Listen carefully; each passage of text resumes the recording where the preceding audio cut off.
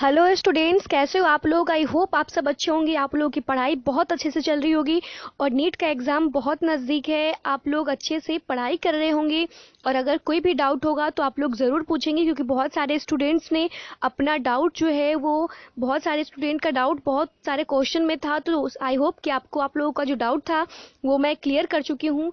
तो इसी तरह से अपना डाउट पूछते रहें। कोई भी डाउट हो तो ज़रूर पूछें, क्योंकि बिना डाउट का अगर आपको जब तक डाउट क्लियर नहीं होगा तब तक आप एग्ज़ाम में अच्छा नहीं कर सकते। क्योंकि सबसे पहले इंपॉर्टेंट चीज़ होता है कि आपका जो प्रॉब्लम है उसका सॉल्यूशन आपको मिले, और इस चैनल पे आप लोगों को हर प्रॉब्लम का सॉल्यूशन मिलने वाला है। ये चैनल आप लोगों के लिए इसलिए ही बना है क्योंकि आपका हर प्रॉब्लम को हम समझें और उसका सॉल्यूशन आप तक पहुंचाएं। तो इस वीडियो को शेयर करें, ज़्यादा से ज़्यादा सब्सक्राइब करें, ताकि हम इससे भी ज़्यादा वीडियो बना सकें आप लोगों के लिए, ताकि आप लोगों को ज़्यादा से ज़्यादा फ़ायदा हो सके। और एक चीज़ बहुत इंपॉर्टेंट मैं बोलना चाहूँगी कि 3 दिन के लिए आप लोगों को जो लेक्चर था वो बंद हो गया था, क्योंकि मेरा तबीयत थोड़ा सा ख़राब हो गया था, इसलिए मैं लेक्चर अपलोड नहीं कर पाई। तो इसके लिए आई एम रियली सॉरी। अब ऐसा नहीं होगा। मैं ट्राई करूँगी कि आपका लेक्चर हर रोज़ अपलोड हो, डेली अपलोड हो। और अब मैं ट्राई करूँगी कि आपका जो लेक्चर है वो 2 या 3 लेक्चर में अपलोड करने की कोशिश करूँगी। तो आप लोग उसे देखिएगा, क्योंकि थोड़ा सा टाइम कम है तो हमें ज़्यादा करना पड़ेगा मेहनत। तो इसके लिए आप लोग को भी तैयार रहना होगा, तभी हम लोग साथ में मिलकर अच्छे से अपने एग्ज़ाम का जो प्रिपरेशन है वो कर पाएंगे, और आप लोग का जो है मैं हेल्प कर पाऊँगी आपके एग्ज़ाम के लिए। तो चलिए स्टार्ट करते हैं आज का हमारा सीरीज़। तो आप लोग आज सोच रहे होंगे कि आज हम क्या बात करने वाले हैं, क्योंकि बहुत इंपॉर्टेंट है और बहुत नया है। आज मैं आप देख रहे होंगे स्क्रीन पे, आपको दिख रहा होगा चैप्टर 13 जो है ऑर्गेनिज्म एंड पॉपुलेशन। आप लोग ये सोच रहे होंगे ये बीच में ये कहाँ से ले आई। तो मैं बता दूं आप लोगों को, इकोलॉजी वाला जो पोर्शन है बहुत इंपॉर्टेंट है एग्ज़ाम के लिए। जो नीट का एग्ज़ाम आप लोगों का हो रहा है उसके लिए इकोलॉजी बहुत ज़्यादा इंपॉर्टेंट होता है। इकोलॉजी के बाद ऐसे बहुत इंपॉर्टेंट चैप्टर्स हैं, हम उन सब के बारे में डिस्कस करेंगे। वो सारे चैप्टर्स जो एग्ज़ाम के लिए इंपॉर्टेंट है उन सारे चैप्टर्स को मैं पहले बात करूँगी। उन सारे चैप्टर्स का जितने भी डाउट है वो मैं ट्राई करूँगी कि आप लोगों को सारा डाउट क्लियर हो जाए। और ये डाउट हम लोग क्लियर करने वाले हैं थ्रू एमसीक्यू। एमसीक्यू के साथ हम लोग क्या करेंगे, प्रैक्टिस करेंगे, और प्रैक्टिस के साथ ही हम लोग इसमें से एनसीईआरटी भी लेंगे। इसमें से एनसीईआरटी का हम वो सारे लाइंस लेंगे, वो सारे टॉपिक्स लेंगे जो एग्ज़ाम में बहुत बार पूछे जा चुके हैं। और एग्ज़ाम में बहुत चीज़ इंपॉर्टेंट ये है कि आप पढ़ते कितना हो, और इससे ज़्यादा इंपॉर्टेंट ये है कि आप छोड़ते कितना हो, क्योंकि सिलेबस बहुत ज़्यादा है और ऐसा कोई भी स्टूडेंट्स नहीं है कि अपना 100% सिलेबस पूरा करता है। क्योंकि आपको सबसे इंपॉर्टेंट चीज़ है, आप लोग को ये पता हो रहा होगा कि टॉपर जो होते हैं वो सिलेबस को क्या करते हैं, उनका जो सिलेबस होता होगा वो पूरा करते हैं। ऐसा कुछ भी नहीं है, किसी का भी सिलेबस 100% कंप्लीट कभी नहीं होता है। क्योंकि टॉपर्स भी होते हैं, उन्हें पता होता है कि किस पोर्शन से एग्जाम में क्वेश्चन आने वाला है और किससे हमें छोड़ना है। क्योंकि पढ़ने से ज़्यादा इंपॉर्टेंट क्या है, वो है छोड़ना, कि आप कितना चीज़ें जो है वो छोड़ते हो। छोड़ने का मतलब ये नहीं कि सारे पॉइंट्स को आप छोड़ दो, नहीं, जो एग्ज़ाम में आता है उसे आप लोग क्या करो, जो प्रीवियस ईयर्स का पेपर है उससे आप एनालिसिस करो। लेकिन उतना टाइम आपके पास नहीं है, तो मैं बता दूंगी कि कौन सा पोर्शन इंपॉर्टेंट है और कौन सा नहीं। तो चलिए आज हम बात करेंगे बहुत इंपॉर्टेंट टॉपिक के ऊपर, जो है ऑर्गेनिज्म एंड पॉपुलेशन। आज मैं बात करूंगी इकोलॉजी का सबसे फर्स्ट चैप्टर के ऊपर, ऑर्गेनिज्म एंड पॉपुलेशन। इसके बाद हम बात करेंगे इकोसिस्टम। देन इसके बाद 15 चैप्टर है बायोडाइवर्सिटी वाला। इसके बाद 16 जो है वो सारा चैप्टर्स को हम क्या करेंगे, यहाँ पे कंक्लूड करेंगे और सारा को हम अच्छे से समझने की ट्राई करेंगे।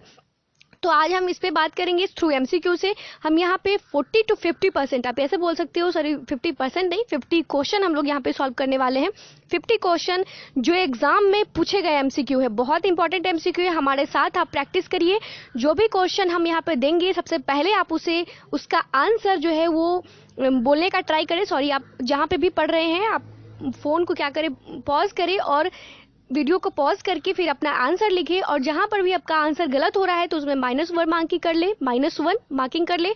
और जहां पर भी क्वेश्चन जो है आपका सही हो रहा है तो वहां पे +4 का मार्किंग कर ले। ठीक है, इस तरह से आप क्या, तो आप क्वेश्चन नंबर फर्स्ट में देख सकते हो। सबसे पहला क्वेश्चन यहाँ पे है इकोलॉजी। ठीक है, ecology is the study of, बहुत इंपॉर्टेंट क्वेश्चन है। इकोलॉजी होता क्या है, सबसे पहले यहाँ पर हम बात करेंगे। आपको एनसीईआरटी दिख रहा होगा। सबसे पहले आप लोग को चीटिंग नहीं करनी है, आप लोग क्वेश्चन देखें और इसका आंसर आप लोग खुद करने की ट्राई करें और फिर वीडियो को देखें। क्योंकि जब तक आप इसका आंसर नहीं देखोगे, सबसे पहले खुद से नहीं लिखोगे, खुद से नहीं समझने की ट्राई करोगे, तो आपको कभी भी आपसे एमसीक्यू नहीं बनने वाला है। तो सबसे पहले यहाँ पे आप लोग खुद आंसर लिखो। एक चीज़ इंपॉर्टेंट है, इसमें आप एक चीज़ ऐड कर लेना, ठीक है। टाइपिंग में कभी कभी जो है वो थोड़ी सी गलती हो जाती है, क्योंकि मैं खुद से सारा कुछ करती हूँ तो उतना टाइम नहीं रहता है, तो थोड़ा बहुत जो है वो गलती हो जाती है। तो यहाँ पे आप ऐसे कर सकते हो, ऑर्गेनिज्म एंड इन्वायरमेंट कर देना, ठीक है। तो यहाँ पे क्वेश्चन जो है आप देख सकते हो, इकोलॉजी क्वेश्चन में पूछा हुआ है, ecology is the study of. सबसे पहले आप लोग खुद से इसका आंसर करें, तब तक मैं जो है इसका आंसर बताती हूँ। इसके बाद जो है आप लोगों को वीडियो को ओपन करना है। जब तक आप आंसर ना लिखें तब तक वीडियो को प्लीज़ इसे क्या करें, ओपन ना करें, क्योंकि जब तक आपको खुद से आंसर नहीं लिखेंगे कभी भी आपको एमसीक्यू सॉल्व नहीं होने वाला है। तो खुद से पहले आंसर लगाए। इसका आंसर क्या होने वाला है, organism and environment, man and environment, या पॉपुलेशन, या सॉइल। तो आई होप कि आपको पता होगा कि इकोलॉजी में हम स्टडी करते हैं ऑर्गेनिज्म एंड एनवायरमेंट के बारे में। तो चलिए अब हम समझ लेते हैं पहले कि इकोलॉजी होता क्या। आप एनसीईआरटी के लाइन देख सकते हो, यहाँ पे मैं पहले ही बात कर चुकी हूँ कि एनसीईआरटी का हर पॉइंट्स यहाँ पे हम लेने वाले हैं, ताकि एमसीक्यू के जरिए जो है आपका एनसीईआरटी भी कंप्लीट हो जाए। और ये आप लोगों को पता होना चाहिए कि सीरीज जो है वो 2020 के लिए स्टूडेंट के लिए है। 21 वाला स्टूडेंट का जो है वो सीरीज चलता रहेगा, और ये भी अब स्टार्ट हो गया है, तो इसे भी मैं कंटिन्यू करूंगी हर रोज़, और आप तक जो है वीडियो जरूर पहुंचेगा। तो 2020 वाले जितने भी स्टूडेंट्स हैं, इसका आंसर खुद से ट्राई करें लिखने की कि इकोलॉजी क्या होता है। अब मैं समझाती हूँ एनसीईआरटी से। सबसे पहला, ecology is the study of, you have already learned in previous classes. मैं बात कर रही हूँ अभी एनसीईआरटी से, देख सकते हो आप, that ecology is a subject which study the interaction, ठीक है। इकोलॉजी ऐसा सब्जेक्ट है जिसमें interaction among organism and between the organism, ठीक है। क्या क्वेश्चन में लिखा हुआ है, which studies the interactions among organism and between the organism and its physical environment, ठीक है। जब ऑर्गेनिज्म का अपने फिजिकल एनवायरमेंट के साथ इंटरेक्शन होता है, उसे हम बोलते हैं इकोलॉजी। और बहुत इंपॉर्टेंट चीज है, ecology is basically concerned with 4 level of biological organisation, organism, population, communities and biomes. हम सारे के ऊपर बात करेंगे, ऑर्गेनिजम्स क्या होते हैं, पॉपुलेशन क्या होते हैं, कम्युनिटीज क्या होते हैं, बायोम्स क्या होते हैं। ऑर्गेनिज्म तो आप सीधे समझ सकते हो, यहाँ पे कोई भी ऑर्गेनिज्म है, यहाँ पे डॉग हो, ह्यूमंस हो, अगर अकेला है तो वो एक ऑर्गेनिज्म है, वो एक इंडिविजुअल है, ठीक है। वो एक ग्रुप में है तो उसका एक पॉपुलेशन रहा, ठीक है। तो इसी तरह से हम बात करेंगे, बहुत सारे अभी आ रहे हैं पॉइंट्स, तो उस सब में आपका जो है डाउट क्लियर हो जाने वाला है। तो आई होप कि आपको जो चीज़ें मैंने बात करी है समझ में आ गया होगा। तो इसका आंसर जो है वो फर्स्ट होगा, ऑर्गेनिज्म एंड एनवायरमेंट। इकोलॉजी में हम किसका स्टडी करते हैं, इसमें हम स्टडी करते हैं ऑर्गेनिज्म एंड एनवायरमेंट का जो इंटरैक्शन होता है, सॉरी अट्रैक्शन नहीं, इंटरैक्शन जो होता है ऑर्गेनिज्म एंड इसके एनवायरमेंट के बीच में, उसे हम बोलते हैं इकोलॉजी। चलिए अब हम चलते हैं क्वेश्चन नंबर 2 की तरफ। सबसे पहले important question number 2, the term ecology was coined by, term ecology है उसे देने वाले जो साइंटिस्ट है, उन्होंने, वो कौन से साइंटिस्ट है, तो बहुत इंपॉर्टेंट चीज है, क्वाइंड बाई हैक्ल। कौन सा नाम है, हैक्ल, ठीक है। चलते हैं क्वेश्चन नंबर 3 की तरफ। तो आप लोग को याद रखनी है यह बात, जब भी क्वेश्चन में, जब तक आपको क्वेश्चन पढ़ना है और उसका आंसर फटाक से करना है, इसके बाद ही जो है वीडियो को क्या करें, कंटिन्यू करें, ठीक है। Question number 3, the study of inter relationship between species and its environment, उसे हम क्या बोलते हैं, बहुत important question, the study of inter relationship between a species और उसके एनवायरमेंट का जो इंटर रिलेशनशिप होता है, उसे हम क्या बोलते हैं। तो इसका आंसर जो होगा वो है ऑटोकोलॉजी, ठीक है, ऑटोकोलॉजी, उसे हम क्या बोलते हैं, ऑटोकोलॉजी। एग्जाम का क्वेश्चन है, एग्जाम में आया हुआ क्वेश्चन है ये सारे। इसके बाद चलते हैं क्वेश्चन नंबर 3 की तरफ। 1 second, which one is the basic unit of ecological hierarchy, बहुत इंपॉर्टेंट चीज है, जो इकोलॉजी बहुत इंपॉर्टेंट है। Which one is the basic unit of ecological hierarchy का सबसे बेसिक यूनिट क्या होता है, तो आपको पता होना चाहिए। सबसे पहले आता है इंडिविजुअल, ठीक है। तो इसका जो यूनिट होता है, किसी भी जो इकोलॉजिकल हायरार्की होता है उसका जो बेसिक यूनिट होता है, आप हायरार्की में पढ़े होंगे, टैक्सोनॉमिकल हायरार्की में, तो सबसे इंपॉर्टेंट जो चीज़ है, सबसे पहले जो आता है वो है स्पीसीज, ठीक है, सॉरी इंडिविजुअल, ठीक है। तो यहाँ पे इंडिविजुअल का मतलब आप ये समझ सकते हो ऑर्गेनिज्म भी होता है। इसके बाद question number 5, the presence of diversity at the junction of territories of 2 different habitat, जिसे हम क्या बोलेंगे, इसका आंसर होगा एज इफेक्ट, ठीक है। कुछ ऐसा क्वेश्चन है जो एग्जाम में आता है, जो एनसीईआरटी में नहीं भी है, तो उसका आंसर आप लोगों को यहाँ से देखकर समझ लेना है। इसके बाद इंपॉर्टेंट क्वेश्चन रहा ये, the term niche of a species refers to specific and habitual function, specific function of an organism, competitive power of an organism and specific place where an organism lives। तो यहाँ पे इसका answer होगा, ये हो रहा है स्पेसिफिक एंड हैबिचुअल फंक्शन, इसका आंसर जो है हो जाएगा। इसके बाद इंपॉर्टेंट क्वेश्चन रहा question number 6, the transition zone between two communities, दो कम्युनिटीज के बीच का जो ट्रांजिशन जोन होता है उसे हम क्या बोलते हैं? उसका आंसर जो है होने वाला है इकोटोन। ठीक है, उसका आंसर जो होगा वो क्या है? Ecotone. The transition zone between two communities, दो कम्युनिटीज के बीच का जो ट्रांजिशन जोन होता है उसे हम इकोटोन बोलते हैं। इसके बाद क्वेश्चन नंबर 8, ठीक है, क्वेश्चन नंबर 7 थोड़ा सा मिसिंग हो गया क्योंकि मैं पहले बात कर चुकी, खुद से सारा कुछ करना पड़ता है तो थोड़ा बहुत जो है वो गलती हो जाती है, इसके लिए रियली सॉरी। तो चलिए देख लेते हैं क्वेश्चन नंबर 8 की तरफ। Which of the following pairs belong to the category of cold blooded animals, इसमें से कौन जो है वो कोल्ड ब्लडेड एनिमल्स में के कैटेगरी में आता है? तो आपका पता होना चाहिए कोल्ड ब्लडेड एनिमल्स जो होते हैं वो होते हैं फ्रॉग्स एंड स्नेक्स। ठीक है, इसके बाद चलते हैं क्वेश्चन नंबर 9 की तरफ। Question number 9, organism which can tolerate and thrives in a wide range of temperature, कौन सा ऑर्गेनिज्म है जो टॉलरेट कर सकता है वाइड रेंज ऑफ टेम्परेचर पर भी? बहुत इंपॉर्टेंट क्वेश्चन है। तो चलिए इसका आंसर जो हम लोग है किससे देखेंगे? एनसीईआरटी से, क्योंकि ये जो क्वेश्चन है वो एनसीईआरटी से डायरेक्ट क्वेश्चन आया हुआ है, तो हम इसे एनसीईआरटी से बात करेंगे ताकि आप लोगों को पता भी चले कि एनसीईआरटी से किस तरह से क्वेश्चन जो है ड्राइव होता है, वो किस तरह से क्वेश्चन जो है वो बनता है। चलिए देख लेते हैं, पहले एनसीईआरटी को ओपन करते हैं कि इसमें क्या लिखा हुआ है। इन चारों के बारे में बात करेंगे एनसीईआरटी से। 1 सेकेंड, क्या क्या आप देख सकते हो स्क्रीन पे? होम्योथर्मल है, पोइक्लोथर्मल है, इसके बाद स्टीनोथर्मल है, यूकेरियोथर्मल। तो इन चारों के बारे में जो है एनसीईआरटी में दिया हुआ है, तो हम एनसीईआरटी से पहले बात कर लेते हैं, फिर आगे नेक्स्ट चीज देखेंगे। ठीक है, तो पहले क्वेश्चन नंबर 9 का जो है आंसर हम एनसीईआरटी से देखने वाले हैं। अगर आप लोगों को पता है या नहीं भी पता है तो आंसर जो है आप लोग मार्क कर ले, और अगर आंसर गलत होता है तो उसका मार्किंग आप लोग करने वाले हैं। 1 सेकेंड, मैं बता देती हूँ। अगर आंसर गलत है तो उसका मार्किंग आप लोग कर ले -1, अगर आंसर सही है तो उसका मार्किंग कर ले +4। ठीक है, तो चलिए चलते हैं नेक्स्ट क्वेश्चन की तरफ। तो क्वेश्चन नंबर 9 का जो आंसर है आप लोग को एनसीईआरटी से मिलने वाला है। तो चलिए देख लेते हैं एनसीईआरटी। तो चलिए अब हम स्टार्ट करते हैं हमारा जो इम्पोर्टेंट क्वेश्चन था उसके बारे में, क्योंकि उससे बहुत सारे यहाँ पे आप देख सकते हो ग्राफ भी है। यहाँ पे आप देख सकते हो ये वाला ग्राफ बहुत बार एग्जाम में आया हुआ है और हर बार जो है वो आने का चांसेस होता है।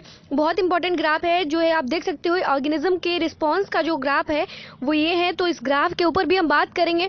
थोड़ा सा आपको टाइम लगने वाला है इस चैप्टर में जो भी अभी हम क्वेश्चन कर रहे हैं, क्योंकि हमारा जो मेन फोकस ये है इस सीरीज से कि आपका क्वेश्चन जो है किस तरह से डिराइव होता है, एनसीईआरटी से किस तरह से बनता है, वो आप लोगों को पता होना चाहिए। तो इस सीरीज में हम यही बात करेंगे, क्वेश्चन को जो है वो एनसीईआरटी से रिलेट करेंगे। तो आप क्वेश्चन आपने देखा कि यहाँ पे क्वेश्चन जो था वो कौन सा organism wide range of temperature में टॉलरेट कर सकता है, तो इसका आंसर हम आपको बताने वाले हैं। तो पहले हम समझ लेते हैं, इसी पॉइंट से क्वेश्चन आया हुआ है, तो पहले हम लोग जो है एनसीईआरटी के लाइन को समझ लेते हैं, क्योंकि मेरा फोकस ये है कि आपका क्वेश्चन भी कंप्लीट हो जाए और एनसीईआरटी का जो इम्पोर्टेंट पॉइंट है, जो इम्पोर्टेंट लाइन है जिससे क्वेश्चन बनते हैं, वो भी आपका कंप्लीट हो जाए। तो हम बात करेंगे इसी टॉपिक के ऊपर, आज बात करेंगे। थोड़ा सा टाइम आप लोगों को लगेगा, तो थोड़ा सा मेहनत करें, थोड़ा सा टाइम लगने वाला है, क्योंकि किसी भी चीज़ को समझने के लिए, सीखने के लिए थोड़ा टाइम लगता ही है। तो चलिए अब हम सीख लेते हैं थोड़ा सा क्वेश्चन में लिखा क्या है। सबसे पहले क्वेश्चन में नहीं, बुक में क्या लिखा है देख लेते हैं। सबसे पहले रिस्पॉन्स टू अबायोटिक फैक्टर्स। सबसे पहले समझते हैं, having realise that the abiotic condition of many habitats may vary drastically in time.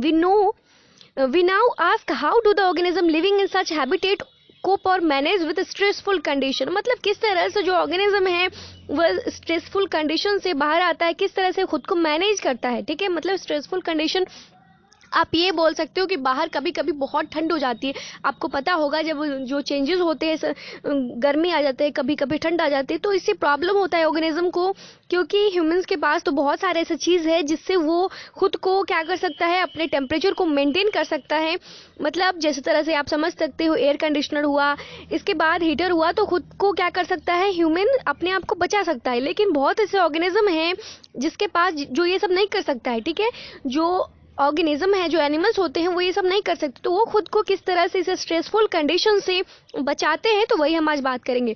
But before attempting to answer this question we should perhaps ask first why a high highly variable highly variable external environment should bother organism. After all, one would expect that during the course of millions of years of their existence, many species would have evolved a relatively constant internal, मतलब within the body, constant internal का मतलब होता है body और constant मतलब maintain करना, environment that permit all biological reaction and physiological function to proceed with maximal efficiency and thus enhance the overall fitness of the species. This constancy, for example, could be in terms of optimal temperature and osmotic concentration of body fluids. Ideally, then the organism should try to maintain the constancy of its internal environment, process called homeostasis. बहुत important question है. Homeostasis क्या होता है? जब कोई organism अपने body temperature को maintain करके रखता है, ठीक है, बॉडी टेम्परेचर को मेंटेन करना यही कहलाता है homeostasis. Let us take in as in despite varying external environment condition that tend to upset its homeostasis. ठीक है, let us take an analogy to clarify this important concept. इस concept को पहले हम क्या करते, समझने की ट्राई करते, क्लैरिफाई करते. Suppose a person is able to perform his and her best when the temperature is 25 degrees centigrade and wishes to maintain it so. Even when it is essentially hot or freezing cold outside, it could be achieved at home in the car while traveling. मतलब इसका question ये है कि कोई organism है, मतलब कोई person है, ठीक है, वो एबल टू परफॉर्म, वो अपना जो टेम्परेचर है वो 25 डिग्री सेंटीग्रेड क्या कर सकता है, मेंटेन करके रख सकता है. तो ये सही भी है क्योंकि जो ह्यूमंस होते हैं, जो पर्सन्स होते हैं, जो ह्यूमंस होते हैं, वो एफोर्ड कर सकते हैं इन सब चीज़ों के लिए, और ये जो है वो अपना टेम्परेचर जो है मेंटेन कर सकते हैं through air conditioner and heater. ठीक है, विंटर में जो है हीटर से वो, और गर्मी में जो है एयर कंडीशनर से एसी से, एयर कंडीशनर से. तो यहाँ पे वही बात हो रही है. Then his and her performance would be always maximal regardless of the weather around him and her. Here the person homeostasis is complete not through physiological but artificial. मतलब ये जो है वो physiological, मतलब इंटरनल बॉडी टेम्परेचर जो है वो maintain नहीं कर पा रहा है, वो एक्सटर्नल टेम्परेचर, मतलब बाहर का जो टेम्परेचर है उसे उसने क्या कर दिया है, चेंज कर दिया है, और उसका इंटरनल बॉडी जो है वो चेंज नहीं है, मतलब ये आर्टिफिशियल है. How do other living organism cope up with the situation. लेकिन अगर दूसरा ऑर्गेनिज्म की बात करें तो वो किस तरह से इस जो सिचुएशन है उससे कॉप अप होगा, उससे बाहर निकलेगा. Let us look at various possibilities. ठीक है, हम देखते हैं आगे क्वेश्चन सब क्या है. रेगुलेट. रेगुलेटर क्या होता है? आप इसे रेगुलेटर भी बोल सकते हो. Some organism are able to maintain homeostasis by physiological means which ensure constant body temperature, constant osmotic concentration. मतलब बहुत सारे ऑर्गेनिज्म ऐसे होते हैं जो अपने टेम्परेचर को क्या कर सकते हैं, मेंटेन कर सकते हैं, चाहे कितना भी गर्मी बाहर हो, कितना भी ठंडा हो, क्या कर सकते हैं वो इंटरनल बॉडी टेम्परेचर को, अपने होमियोस्टेसिस को. जैसे आप समझ सकते हो ह्यूमंस, ठीक है, जब ह्यूमंस को क्या करता है, जब बहुत गर्मी होने लगती है तो क्या करता है ह्यूमंस, जो स्वेटिंग करना स्टार्ट कर देता है. तो स्वेटिंग से क्या होता है, आपका जो बॉडी का टेम्परेचर होगा 30 से 7 डिग्री ही रहता है. लेकिन अगर जब विंटर का सीजन हो गया तो विंटर में क्या होता है, बहुत ठंड पड़ने की वजह से जो टेम्परेचर होता है बॉडी का वो गिरने लगता है, वो घटने लगता है. तो क्या होता है, बॉडी में जो है सिवरिंग स्टार्ट हो जाता है. तो सिवरिंग की भी वजह से भी क्या होता है, बॉडी का जो टेम्परेचर है वो मेंटेन रह पाता है. तो ह्यूमंस के पास तो ये है, ह्यूमंस क्या होता है, रेगुलेटर होता है. ठीक है, ह्यूमंस क्या होता है, रेगुलेटर होता है. बहुत इंपॉर्टेंट क्वेश्चन है ये. इसके बाद आप समझ सकते हो यहाँ पे which ensures body temperature, constant osmotic concentration, etc. All birds and mammals and a very few lower vertebrate and invertebrate species are indeed capable of such regulation. मतलब बहुत सारे ऑर्गेनिज्म के पास ऐसी कैपेबिलिटीज नहीं होती है कि वो अपने टेम्परेचर को, इंटरनल टेम्परेचर को जो बाहर के टेम्परेचर है उससे मेंटेन कर सके. Evolutionary biologist believe that the success of mammals is largely due to their ability to maintain a constant body temperature. मतलब इवोल्यूशनरी बायोलॉजिस्ट जो होते हैं, मतलब जो इवोल्यूशन का स्टडी करते हैं, उनको ये बिलीव है कि सक्सेस ऑफ मैमल्स है, जो मैमल्स का सक्सेस है वो जो डिपेंड करता है, वो जो है largely due to their ability, मतलब वो जो है वो मतलब मैमल्स का जो सक्सेस है वो सिर्फ और सिर्फ रेगुलेटर की वजह से है, क्योंकि वो अपना बॉडी टेम्परेचर जो है मेंटेन कर सकता है. यहाँ पे वही लिखा हुआ है, वही बता रहे थे इवोल्यूशनरी बायोलॉजिस्ट जो है वो बिलीव करते हैं कि सक्सेस ऑफ मैमल्स जो है वो largely due to their ability to maintain a constant body temperature. ठीक है, इनके पास जो एबिलिटी होती है वो होती है कि अपने बॉडी टेम्परेचर को ये मेंटेन कर सकता है. And thrive whether they live in Antarctica और इन द सहारा डेजर्ट. मतलब ये कहीं भी रहे, गर्म जगह पे ये रहे या ठंडा जगह पे, अपने बॉडी टेम्परेचर को क्या कर सकता है, मेंटेन कर सकता है. मतलब 15 डिग्री सेंटीग्रेड पे भी क्या कर सकता है, रह सकता है, और 40 डिग्री सेंटीग्रेड पे भी इजीली ये रह सकता है. तो यहाँ पे बात हुई, हम रेगुलेटर की बात कर रहे थे। अब यहाँ पे आगे है रेगुलेटर में ही, the mechanism used by most mammal to regulate their body temperature are similar to that the ones that we human use.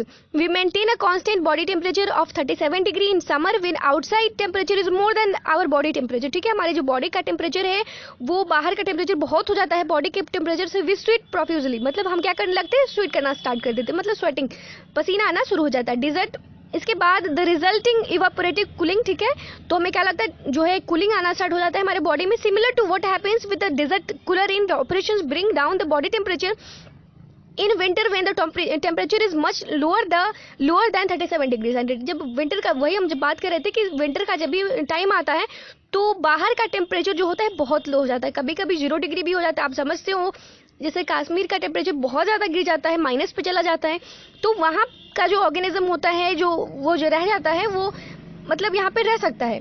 ठीक है, तो वो कैसे रहता होगा, तो वो जो है उसका जो बॉडी टेम्परेचर है वो 37 डिग्री, हर जो है वो 37 डिग्री जो है वो मिनिमम होता है। वो जो मेंटेन, जो कांस्टेंट है, सॉरी मिनिमम नहीं, कांस्टेंट बॉडी टेम्परेचर जो है वो ह्यूमंस का जो है वो 37 डिग्री, तो वो मेंटेन कर सकता है। ठीक है, चाहे वो गर्मी पड़े चाहे ठंडा पड़े, तो उसे ही बोलते हैं रेगुलेटर। तो यहाँ पे वही लिखा हुआ है कि विंटर के टाइम पे क्या होता है, जब बाहर जो टेम्परेचर वो बहुत कम हो जाता है तो हम लोग क्या स्टार्ट कर देते करना, सिवरिंग, जो कपना जो स्टार्ट हो जाता है, वो उसके वजह से क्या होता है, हमारा बॉडी टेम्परेचर मेंटेन रह पाता है। इसके बाद अगर मैं बात करूँ, plants on the other hand do not have such mechanism to maintain internal temperature. लेकिन ऐसे कुछ प्लांट्स जो है उनके पास ये सारी चीज़ें नहीं होती हैं ताकि वो अपने बॉडी टेम्परेचर को मेंटेन कर सकें। इसके बाद प्लांट्स के बारे में कुछ दिया नहीं है, तो अब हम बात कर लेते हैं थोड़ा सा कन्फर्म के बारे में। कन्फर्मर जो होते हैं वो क्या होते हैं? N overwhelming majority 99% of animals and nearly all plant can not maintain a constant internal environment, there body temperature changes with the ambient temperature. मतलब इनका बॉडी टेम्परेचर जो है वो बाहर के टेम्परेचर के साथ बदलता है। मतलब बाहर का टेम्परेचर जो है वो बहुत ठंडा हो गया तो इनका बॉडी भी वही हो जाता है, बाहर का टेम्परेचर अगर कम हो गया, बहुत ज़्यादा हो गया तो इनका बॉडी का टेम्परेचर भी, मतलब बॉडी के टेम्परेचर जो बाहर का एम्बिएंट टेम्परेचर बोलते हैं इसे हम, मतलब बाहरी इन्वायरमेंट का जो टेम्परेचर होता है उसके हिसाब से अपनी बॉडी को क्या कर लेते हैं, चेंज कर लेते हैं। In aquatic animals the osmotic concentration of the body fluid change with that of the ambient air water osmotic concentration. These animals and plants are simply conformers. ये क्या होते हैं, सिंपली कन्फर्मर्स होते हैं। Considering the benefits of a constant internal environment to the organism, we must ask why these conformers had not evolved to become regulators। मतलब ये regulator क्यों नहीं बन सकते? Recall the human analogy we used above, much as they like how many people can really afford an air conditioner। मतलब अगर हम बात करें कि ये सारे ऑर्गेनिज्म जो है वो कन्फर्मर्स, रेगुलेटर्स क्यों नहीं बन सकते, तो इसका आंसर सीधा है कि ये सारे ऑर्गेनिज्म जो है वो उतना अफोर्ड नहीं कर सकते हैं। ये जो है एयर कंडीशनर नहीं लगा सकते, ये जो हीटर नहीं ला सकते हैं, तो इन सब वजह से ये कभी रेगुलेटर नहीं बन सकते हैं। तो यहाँ पे बात आ रही है, आगे क्वेश्चन क्या है, once again many simply sweat it out and resign themselves to some optimal performance in hot summer months। Thermoregulation is energetically expensive for many organisms। This is particularly true for small animals like shrews and hummingbirds। Heat loss or heat gain is a function of surface area। Since small animals have a larger surface area relative to their volume, they tend to lose body heat very fast when it is cold outside। ठीक है, तो क्या करते हैं, अपने जो body heat होते हैं उसे लॉस कर देते हैं वेरी फास्ट, जो है बहुत जल्दी करते हैं जब बाहर जो है वो कोल्ड आ जाता है, cold outside, then they have to expand much energy to generate body heat through metabolism से। तो इनका जो है वो क्या करना पड़ता है, मेटाबॉलिज्म के थ्रू इनका जो है वो एनर्जी, क्योंकि इनकी एनर्जी जो है बहुत ज़्यादा क्योंकि लगता है। This is the main reason why very small animals are rarely found in polar region. ठीक है, इसी वजह से जो है बहुत छोटे छोटे जो ऑर्गेनिज्म होते हैं वो पोलर रीजन में मिलते हैं। During the course of evolution the cost and benefits of maintaining a constant internal environment are taken into consideration. Some species have evolved the ability to regulate but only over a limited range of environmental condition beyond which they simply conform। मतलब क्या कर रहा है कि some species have evolved the ability to regulate but only over a limited range के लिए। It is the stressful external condition are localized or remain only for a short duration। The organism have two other alternatives for survival। मतलब अगर जो organism इस environment में survive नहीं कर पाता है, बहुत ज़्यादा अगर कहीं पे गर्मी पड़ने लगा, बहुत ज़्यादा कहीं पे ठंड होने लगा, तो क्या करता है, कुछ ऑर्गेनिज्म जो है वो माइग्रेट कर जाते हैं वहाँ से, मतलब वहाँ से चले जाते हैं कहीं और।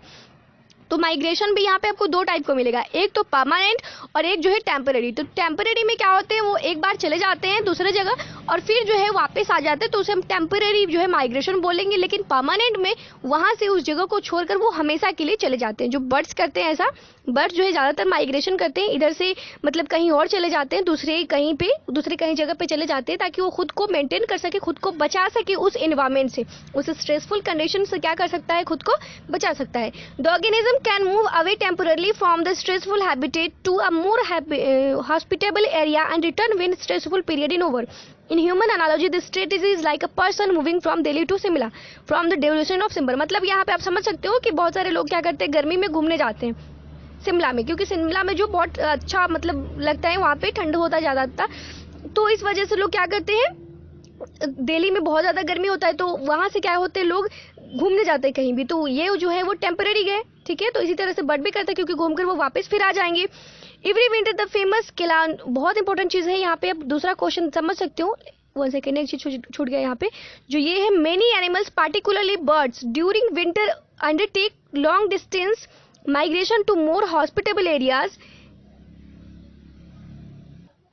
इसके बाद जो है आप समझ सकते हो यहाँ पे, many animals particularly birds during winter undertake long distance migration to more hospitable area. मतलब वहाँ से जो है बहुत सारे एनिमल्स जैसे बर्ड्स हो गए, वो वहाँ से पर्टिकुलरली मेन जो है बर्ड ज़्यादातर क्या करते हैं, माइग्रेशन करते हैं।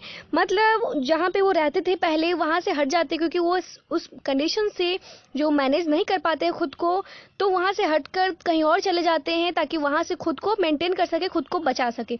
एवरी विंटर द फेमस, बहुत इंपॉर्टेंट क्वेश्चन यहाँ पे आपको है, every winter the famous Keoladeo national park, ठीक है, कहाँ पे मिलता है आपको, भरतपुर में, जो कि राजस्थान में है, host thousands of migratory bird coming from Siberia and other extremely cold northern regions। ठीक है, हर जो विंटर सीजन में जो है यहाँ पर बर्ड्स आते हैं, माइग्रेटरी बर्ड जो कहीं और से आए हुए बर्ड होते हैं, कमिंग फ्रॉम सिबेरिया, ठीक है, ज़्यादातर सिबेरिया से, and other extremely cold northern region से जो है यहाँ पे बर्ड आते हैं। तो कौन सा है, बहुत इंपॉर्टेंट है, नेशनल पार्क क्यूलाडो, ठीक है, क्यूलाडो नेशनल पार्क कहाँ पे है, भरतपुर में, राजस्थान में, ठीक है।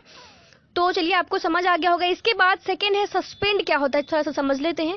Suspend in bacteria, fungi and lower plants, various kind of thick walled spore are found with help them to survive unfavourable condition. में बात करी थी इसके मतलब रिप्रोडक्शन वाले चैप्टर में, ठीक है। अगर आप लोगों ने रिप्रोडक्शन शायद पढ़ा होगा तो आपको ये चीज़ें पता होंगी कि ये सस्पेंड क्या होता है। इन बैक्टीरिया और फंजाई एंड लोअर प्लांट जो होते हैं, वो वेरियस काइंड ऑफ अपने जो वॉल होते हैं, स्पोर होते हैं, वो क्या करते हैं, वो अपने वॉल के जो है ऊपर वो थोड़ा सा स्पोर में वॉल क्रिएट कर लेते हैं। Wall spore are found with help them, ताकि वो जो अनफेवरेबल कंडीशन है उससे वो बच सके।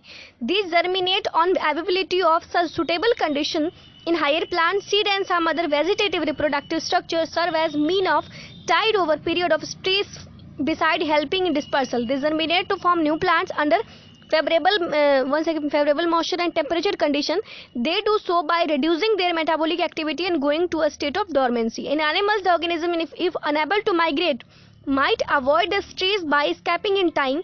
The familiar case of bears going into hibernation during winter is an example of escape in time. Some snail and fish go into estivation to avoid summer related problem, heat and बहुत important question यहाँ पे आप देख सकते हो। यहाँ पे familiar case of bears going into hibernation during winter, ठीक है, विंटर के सीजन में।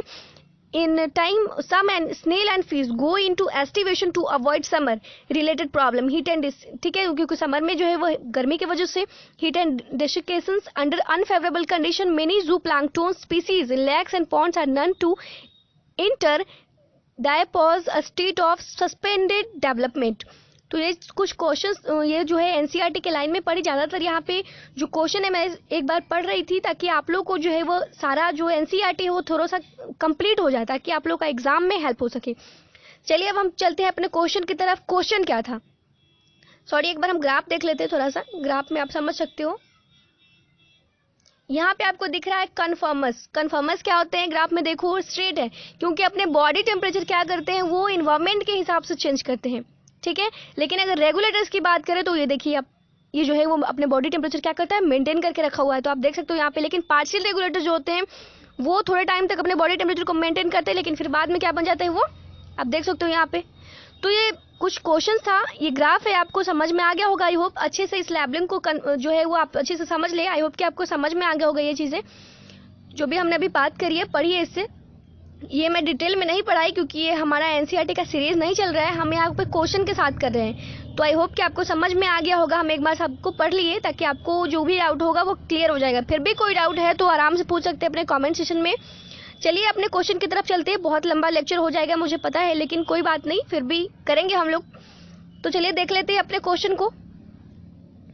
तो इसका जो आंसर होने वाला है वो आप लोग समझ गए होंगे। Organism which can tolerate and thrives in a wide range of temperature, उस ऑर्गेनिज्म को हम बोलते हैं यूकैरियोथर्मल। ठीक है, तो चलिए क्वेश्चन नंबर 10 की तरफ। 11 जुलाई इज सेलिब्रेटेड एज, बहुत इंपॉर्टेंट क्वेश्चन है। 11 जुलाई को क्या सेलिब्रेट किया जाता है? चलिए आप लोग बताइए। World population day, world AIDS day, world environment day या world science and technology day? कौन सा डे जो है वो 11 जुलाई को सेलिब्रेट किया जाता है? तो आप लोग पहले इसका आंसर खुद से करें, इसके बाद मैं इसका आंसर बता रही हूँ। इसका आंसर जो है वो होने वाला है ए। ठीक है, वर्ल्ड पॉपुलेशन डे जो है वो 11 जुलाई को सेलिब्रेट किया जाता है। इसके बाद question number 11, the abundance of a species population with in its habitat, जिसे हम क्या बोलते हैं? उसे हम बोलते हैं निके डेंसिटी। ठीक है, the abundance of a species population with in its habitat. ठीक है, हैबिटेट की जहां बात करें तो वहां पे आपको निके लगा देना है। ठीक है, अभी मैं एनसीईआरटी में भी बात करूंगी कि निके का मतलब होता क्या है एक्चुअली में। Which is a matching pair, बहुत इंपॉर्टेंट क्वेश्चन है, of certain organism and the kind of association.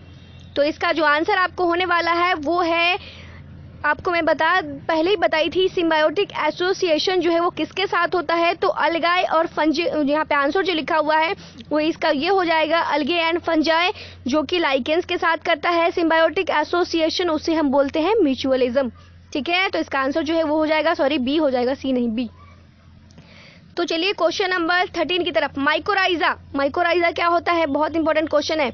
Mycorrhiza an association of algae with fungi, a fungus parasitic on roots of higher plants, an association of rhizobium with leguminous plants and a symbiotic association of plants roots and certain fungi। इसका answer आप लोग देंगे क्योंकि बहुत बार मैं बात करी इस माइकोराइजा के ऊपर, फंजाई में। बहुत इंपॉर्टेंट क्वेश्चन है ये। इसका आंसर आप लोग बताएंगे। अगर इसका आंसर आप लोगों को कोई प्रॉब्लम हो रही है तो मैं बताऊंगी जरूर, लेकिन आपको कमेंट सेक्शन में कमेंट करना होगा इस क्वेश्चन के लिए, तभी मैं इस क्वेश्चन का आंसर आप लोगों को बताऊंगी। तो पहले आप लोग खुद से इसे ट्राई करें। अगर कोई प्रॉब्लम हो रही होगी, सारे कॉन्सेप्ट, इन सारे जो ऑप्शंस हैं, तो मैं जरूर बताऊंगी इसका आंसर। चलिए क्वेश्चन नंबर 14 की तरफ। In biotic communities which one of the following is a protective device? ठीक है, बायोटिक कम्युनिटी में इन सबसे में से जो प्रोटेक्टिव डिवाइस होता है वो क्या है? तो इसका आंसर आप लोग बताएं जल्दी से। इसका आंसर क्या होने वाला है? तो इसका आंसर जो होने वाला है वो आप लोग जल्दी से सोचिए क्या होगा। इसका आंसर जो है वो ये होगा, सिम्बायोसिस। ठीक है, इसका आंसर जो होगा वो है सिम्बायोसिस। इसके बाद हर्मिट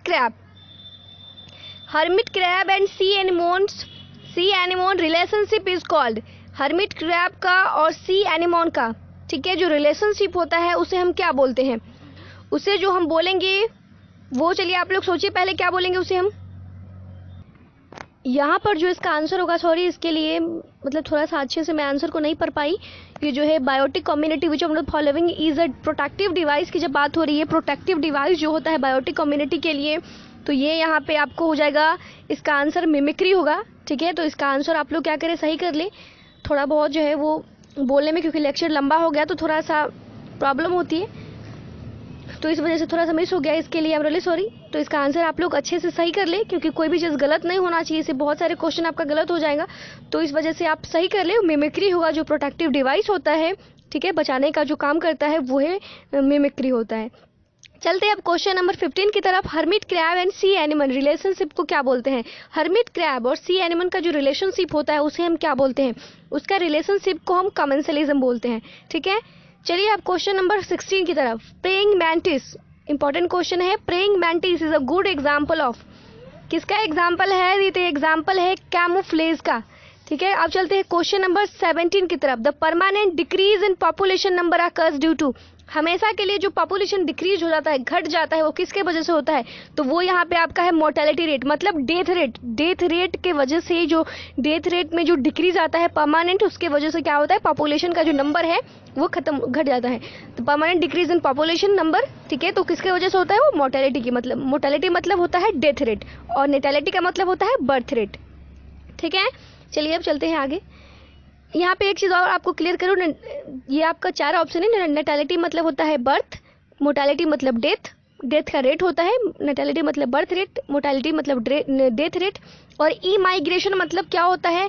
जो माइग्रेशन मतलब होता है बर्ड का दूसरी जगह चला जाना, मतलब शिफ्ट कर जाना कहीं और से कहीं और। ई माइग्रेशन मतलब कहीं और से आता है, ठीक है, दूसरी जगह से वो क्या होता है, माइग्रेट करके यहाँ आता है, उसे हम ई माइग्रेशन बोलते हैं। और माइग्रेशन मतलब जो बर्ड यहाँ से चला जाता है। तो आई होप कि आपको समझ आ गया होगा 4 जो चीज़ है ऑप्शन में।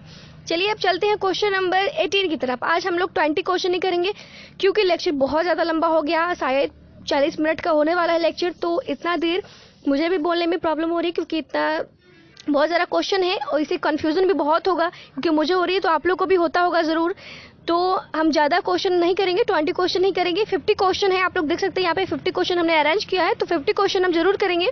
लेकिन एक लेक्चर जो है वो आपको शायद कल मिले, तो हम आज 20 क्वेश्चन तक ही करेंगे, दोनों कंप्लीट करेंगे कल तक। चलते हैं आप क्वेश्चन नंबर 18 की तरफ। If population natality is balance by mortality then there will be. जब पॉपुलेशन का जो रेट है, नेटेलिटी मतलब बर्थ रेट, और मोर्टेलिटी मतलब डेथ रेट, जब बर्थ और डेथ बराबर होता है, उस पॉपुलेशन क्या होता है, वो पॉपुलेशन का जो ग्रोथ होता है। तो यहाँ पे जो आपका आंसर हो जाएगा 0 पॉपुलेशन ग्रोथ, मतलब दोनों बराबर हो गया। तो चलिए अब चलते हैं क्वेश्चन नंबर 19 की तरफ। Population explosion in India is due to. Population जो इंडिया में इतना ज़्यादा है, बहुत ज़्यादा है, आप समझते होंगे कितना ज़्यादा पॉपुलेशन है, वो किसकी वजह से है? इंक्रीज नेटेलिटी, मतलब यहाँ पे बर्थ रेट जो है बहुत ज़्यादा हाई है इंडिया में, चाइना के बाद। इसके बाद चलते हैं क्वेश्चन नंबर 20 की तरफ। क्वेश्चन नंबर 20 आज हम लोग नहीं करेंगे, ठीक है, क्वेश्चन नंबर 19 तक ही। 20 का आंसर आप लोग को करना है, आप लोग कमेंट सेक्शन में करेंगे कि आपका सही क्वेश्चन कितना सही है, कितना गलत है। हम देखेंगे क्वेश्चन को, 20 क्वेश्चन को। The age of pyramid with broad base indicates. I hope कि इसमें से बहुत सारे स्टूडेंट्स का इसका आंसर पता होगा। जिनको भी इसका आंसर पता है तो आप प्लीज़ कमेंट सेक्शन में कमेंट करके हमें बताएं, और फिर मैं जो है इसका आंसर नेक्स्ट लेक्चर में बात करूंगी। उसमें जो है हम लोग 30 क्वेश्चन और कंप्लीट करने वाले हैं, और वो भी हम एनसीईआरटी के साथ ही करेंगे। तो आपका एनसीईआरटी के बहुत सारे ऐसे लाइन जो है वो कंप्लीट हो जाएगा। तो चलिए तब तक के लिए रहने देते हैं, और जो लेक्चर चल रहा है 2021 के लिए, वो लेक्चर भी बहुत जल्द आपको मिल जाएगा इसी लेक्चर के बाद। तो चलिए पढ़ते रहिए, समझते रहिए। तब तक के लिए कोई भी डाउट हो तो ज़रूर पूछिए। All the best all of you.